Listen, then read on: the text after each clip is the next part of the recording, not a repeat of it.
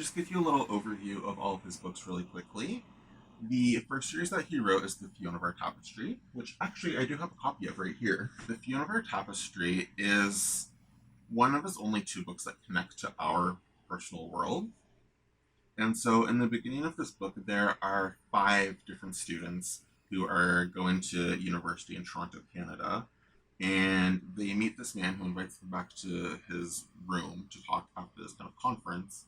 And then he reveals himself to be a wizard and he transports the five of him to the world of Fionavar. And this is a series that I will talk about and review when I finish it.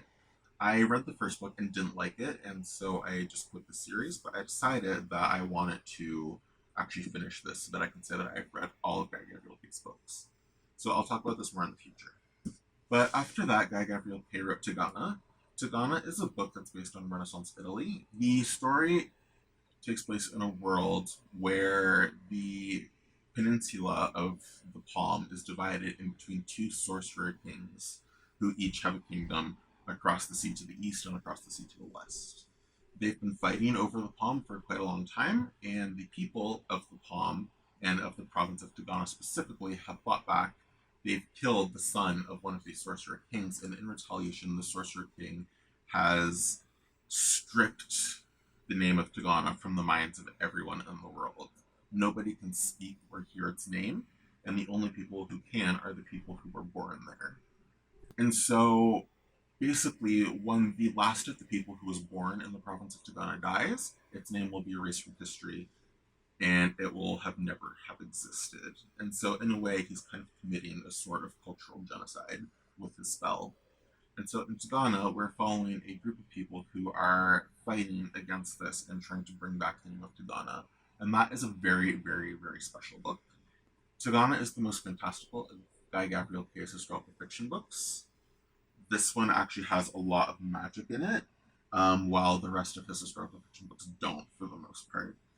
After that, he wrote A Song for Arbonne. This is a book that takes place in southern France during the Albigensian Crusades.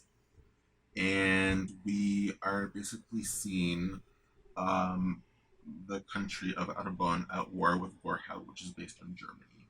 A Song for Arbonne takes place in France, and the theme of love is very, very large in it.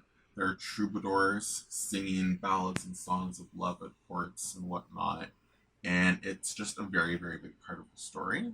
And it was just very, very gorgeous to read, and it's one of my favorites of his. After that, Guy Gavriel Kay wrote The Lions of Arausan. This takes place in Spain during the Reconquista, where the country of Spain is fighting back against the Moors, who are the Islamic invaders from North Africa who have taken over half of Spain at this point. If you don't know, Spain actually has a very large Islamic influence from back in the day. I think in the 1400s, if I remember correctly. In the Lines of Alderson, we're following a Jewish doctor, and we are also following the character of Al Cid, and then a man who is from the Islamic people. And then we get to my favorite of his books. My favorite Guy Gavriel Kay book is the Sarantine Mosaic, beginning with Sailing to Sarantium, and then continued on with Lord of Emperors. This is a beautiful duology, and it takes place in Byzantium. So Guy Gavriel Kay changes the place names, and so instead of Byzantium, we get Sarantium. And so this duology takes place in the Lord of Cities, Istanbul, or Constantinople, during the reign of Justinian and Theodora. And this is a book that is about a mosaicist named Caius Crispin, and he's commissioned to come from his home in Italy to the city of Sarantium in order to decorate the dome of the Hagia Sophia, that beautiful mosque that you see on every postcard of Istanbul, because at that time it was a church. And so Caius Crispin, once he gets to Sarantium, he's caught up in the court, where he is a fish out of water. He is so out of his depth, and he has to kind of navigate the tumultuous world of the royal court. And this book actually has a bit of interesting magic where Crispin is in possession of this little necklace, this bird, and the bird actually houses the soul of a woman who was sacrificed to the god of the old wood in Greece. And so this woman and him, they can communicate telepathically in their minds, and she is quite a character. I really quite like her. This is just so beautiful. It absolutely made me fall in love with the Byzantine Empire. Everything Byzantine just really interests me. And I think that Empress Theodora is truly one of history's baddest bitches. She is everything, and I love her very dearly. After that, we have Last Light of the Sun, and that is inspired during the Norse and Viking invasions during the reign of Alfred the Great in England. This is one of my least favorite Guy Gavriel Kay books, but it is still leagues above many other books that I've read. After that, we have Isabel. This is the other book of his that takes place in our world. And this is the story about a kid who is with his father in southern France in Provence, while his father is a historian working on something to do with the church. And we see some kind of magical forces appear that he has to deal with. This is, again, one of my least favorite Guy Gavriel Kay books. But that's mostly due to the fact that I just love his historical fiction, and I didn't quite like the setting of being in our world in our current times. Next up, we have Under Heaven and River of Stars. These are the two Guy Gavriel Kay books that don't take place in Europe. So these books actually take place in China during the Tang and Song dynasties, respectively, which I think are about 200 years apart. Under Heaven is a book that I rated 5 stars. However, my personal enjoyment of it wasn't that great. And so I was a little hesitant about going into the second book of River of Stars. And I am very happy to say that River of Stars really surprised me and absolutely blew me away. River of Stars is about this young woman who is educated as a man, which is uncommon, and she becomes a favorite poet of the emperor. Along with that, there's a man named Ren Dayan, and he is an absolute nobody who becomes a military captain and then becomes a general leading the forces against the northern invaders. Basically, near the end of the book, there is a very huge decision that has to be made whether he's to obey an order or to deny it. And this is very important after the events of the other book, Under Heaven. But that decision that he makes, it just really hits me.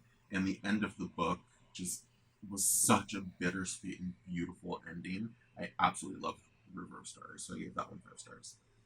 After that, we have Children of Earth and Sky, which is a book that takes place after the Ottomans have conquered Constantinople and are kind of spreading across the Balkans. And we are following a spy from Serenissima, which is Venice. And then we are following a young woman from Dubrovnik, and she actually has the ghost of her dead grandfather in her head with her at all times. And she is trying to fight back against the Ottomans who took her brother as a child and are raising him to be a janissary, to be a troop for them in their wars. And then the third character we're following is a young janissary boy who doesn't know his past. This was a really special one to me because it revisits the same area that we're following in Sailing to Strontium. However, over 1,000 years have passed and things have really changed. And so it was interesting seeing the Ottoman rule over the same place, which they've now named Asharius as opposed to Strontium. But it's a really good Kay book, and I would highly recommend it. And then the last book that we have to talk about is his most recent book that came out in May of 2019, and that is A Brightness Long Ago. A Brightness Long Ago takes place a little bit before Children of Earth and Sky. We are told the story of 2 rival mercenary captains, but we're told the story from the perspective of 3, basically kind of like inconsequential characters who are kind of weaving in and out of the story. And in A Brightness Long Ago, we actually see the fall of Strontium to the Ottomans, and we see how that piece of news just ripples across Europe. And that really hit me because of my love for the Byzantine Empire that he instilled in me with his Sailing to Strontium books. So just seeing Strontium fall, even from afar, not really being there at all, that It just like really, really hit me in the feelings. And so I absolutely loved the book and gave that one 5 stars. Anyway, I've gone on a tangent. This video is not supposed to be very long.